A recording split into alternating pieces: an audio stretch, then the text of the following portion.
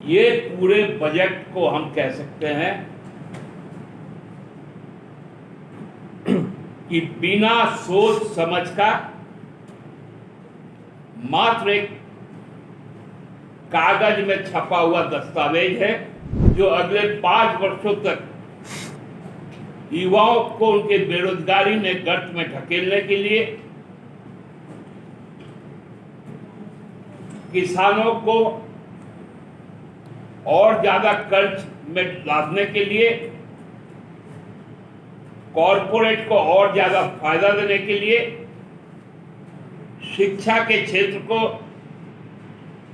और स्वास्थ्य के क्षेत्र को गैर सरकारी उद्योग समूह के हाथ में देने के लिए यह संपूर्ण दस्तावेज तैयार किया गया। मैं मेरी पार्टी की ओर से इस बजट का, जो एनडीए का बजट है, ये इंडिया का बजट नहीं, देश का बजट नहीं, भारत का बजट नहीं, ये एनडीए का बजट केवल और केवल प्रधानमंत्री की कुर्सी को बनाए और बचाए रखने का बजट है। इसका घोर निंदा करता हूं और आपत्ति व्यक्त करता हूं। धन्यवाद। जोहार साथियों, आर्थिक वर्ष 2024-25 का आज केंद्रीय बजट पेश हुआ। आमतौर पर इसे देश का आम बजट भी कहा जाता है, लेकिन आज का बजट आम लोगों के लिए नहीं, खास लोगों का बजट है। और यह बजट पूर्णतः प्रधानमंत्री की कुर्सी बचाओ या सत्ता बचाओ योजना के अंतर्गत आया। यह देश का बजट कतई नहीं। इस बजट से ये पूरी तरह से प्रतीत हुआ कि केंद्र की सत्ता अपने स्थिरता के लिए इतनी डरी और सहमी हुई है कि उसे आंध्र प्रदेश को विशेष लाभ पहुंचाना है, साथ साथ बिहार को। बाकी 27 राज्य, थोड़ा बहुत उड़ीसा के लिए, और बाकी 27 राज्य लगता है कि अब इस देश में ही नहीं है।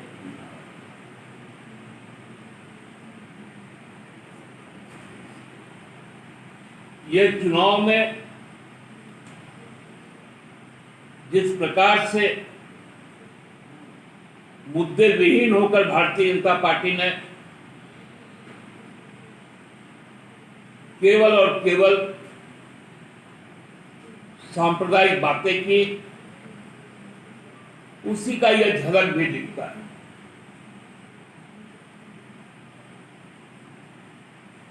बजट को 9 हाईलाइट किए गए, 9 पॉइंट, जिसमें सबसे ऊपर एग्रीकल्चर को रखा गया। लेकिन विडंबना यही, 19-20 फाइनेंशियल ईयर में जिस एग्रीकल्चर सेक्टर के लिए 6.5% बजट का हिस्सा हुआ करता था, आज वो घटकर 3.9% पे आ गया। एमएसपी की कोई चर्चा नहीं।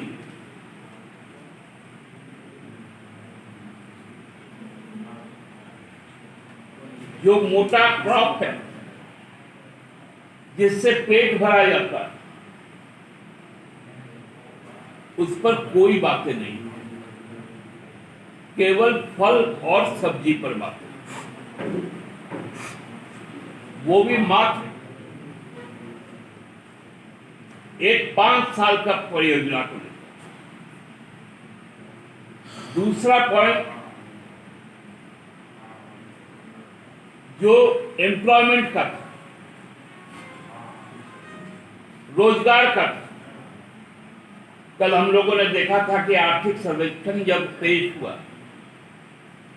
तो देश का बेरोजगारी दर केंद्र सरकार ने 3.2% बताया, लेकिन सरकार की एक सहयोगी संस्था CMIE, centre for monitoring of Indian economy, जो रिजर्व बैंक ऑफ इंडिया को भी रिपोर्ट करती, उनका आकलन था बेरोजगारी दर 9.2%। यही है घालमेल। कोई नई सरकारी नौकरी की कोई घोषणा नहीं,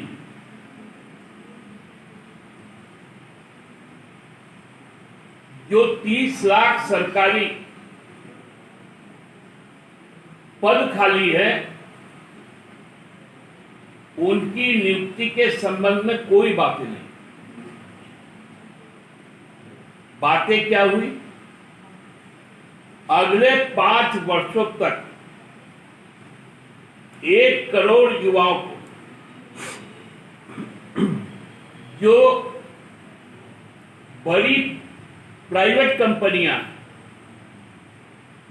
उसमें 5,000 के वेतनमान पर अस्थायी नौकरी दी जाए। मतलब प्रति वर्ष 20 लाख नौजवानों को ही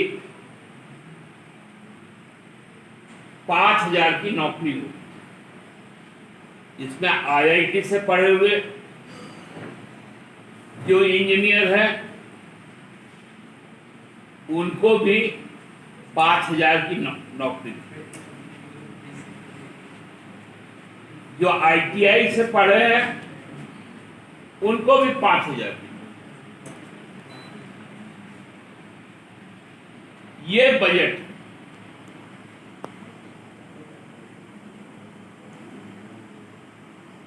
पर्यटन पर,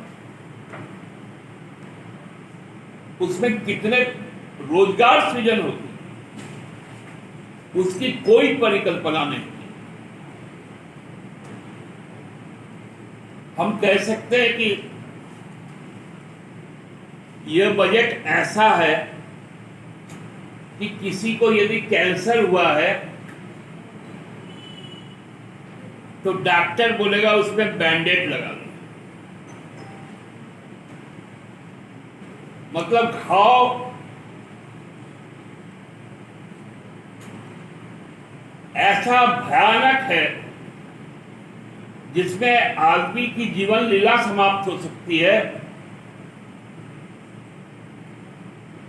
उसको कहा जा रहा है कि तुम बैंडेड लगा लो घाव। उसकी सर्जरी नहीं है, उसकी केमोथेरेपी नहीं होगी।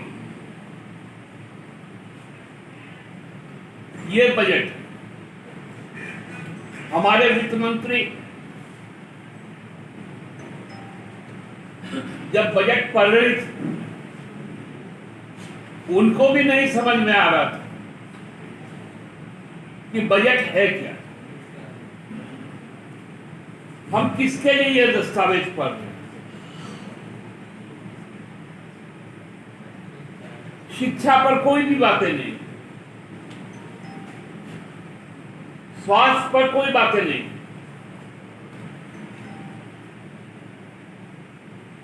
इलाज महंगा होगा, सोना सस्ता होगा। लोगों को कहा गया ज्यादा से ज्यादा मोबाइल खरीदिए, और यदि एक मोबाइल है तो 4 चार्जर खरीदिए, क्योंकि उसमें दाम घटा दिया गया। महंगाई पर कोई बातें नहीं।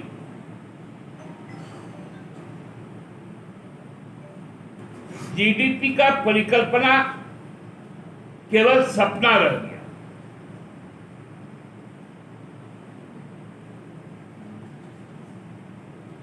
मिडिल क्लास, जो मध्यम आय वर्ग के लोग, जो थोड़ा बहुत बचत करते थे, कहीं शेयर में लगाते थे, कहीं म्यूचुअल फंड में लगाते थे, उनको नसीहत दी गई कि ऐसा मत करें, बाजार के हालात ठीक नहीं, आपके पैसे डूब जाएंगे। और इतना सुनते ही सेंसेक्स गोता लगा गया, लोगों के पैसे इसमें भी डूब गए। मध्यम वर्ग के पॉकेट से और निकालो और निकालो, ये सरकार की ढेर है।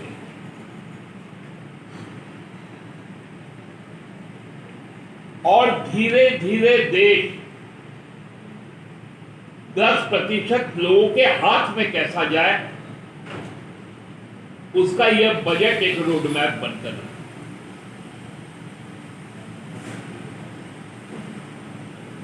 झारखंड जैसा राज्य जो सबसे ज्यादा खनिज संपदा देता है,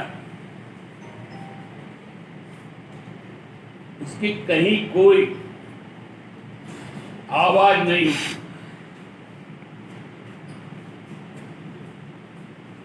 महाराष्ट्र जो पूरे देश का सबसे ज्यादा जीएसटी पे करता है,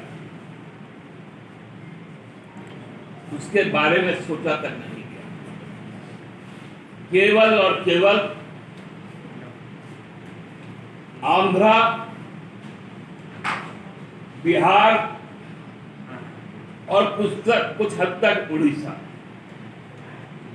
मतलब जहां से सरकार टिकी है, जहां जहां बैसाखी है, सरकार की विकलांगता पूरी तरह से सामने आ गई।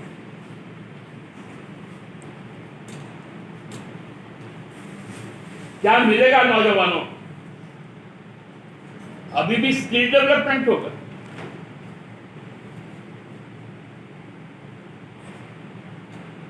दस साल से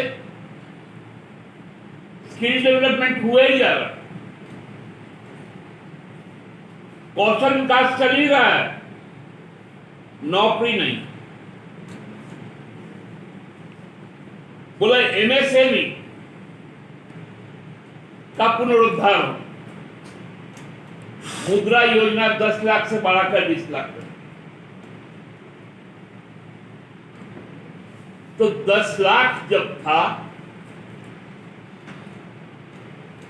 उस वक्त मुद्रा योजना के तहत एमएसएमई क्यों कोलैप्स कर गया, जो सबसे ज्यादा रोजगार प्रदान करने वाली सेक्टर।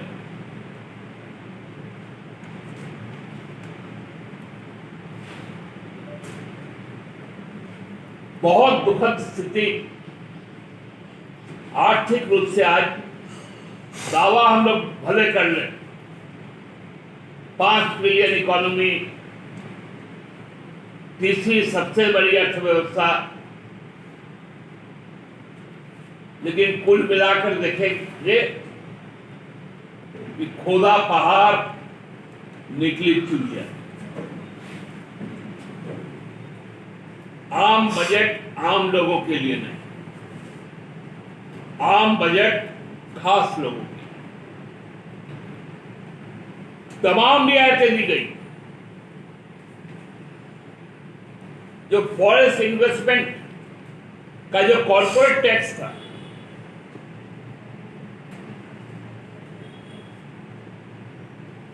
उसमें 10% की छूट दे दी गई। 35 से 25 पर ले आए।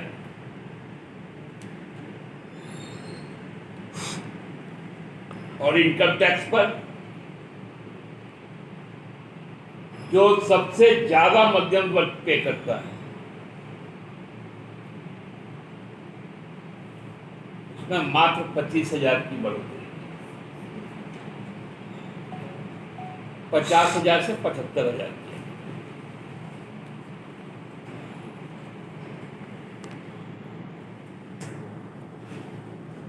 और 30% तक इनकम टैक्स का स्लैब चल गया, 5% से 30%। ये पूरे बजट को हम कह सकते हैं कि बिना सोच समझ का मात्र एक कागज में छपा हुआ दस्तावेज है, जो अगले 5 वर्षों तक युवाओं को उनके बेरोजगारी में गर्त में ढकेलने के लिए, किसानों को और ज्यादा कर्ज में लादने के लिए, कॉरपोरेट को और ज्यादा फायदा देने के लिए, शिक्षा के क्षेत्र को और स्वास्थ्य के क्षेत्र को गैर सरकारी उद्योग समूह के हाथ में देने के लिए यह संपूर्ण दस्तावेज तैयार किया गया। मैं मेरी पार्टी की ओर से इस बजट का, जो एनडीए का बजट है, ये इंडिया का बजट नहीं, देश का बजट नहीं, भारत का बजट नहीं, ये एनडीए का बजट केवल और केवल प्रधानमंत्री की कुर्सी को बनाए और बचाए रखने का बजट है। इसका घोर निंदा करता हूं और आपत्ति व्यक्त करता हूं। धन्यवाद।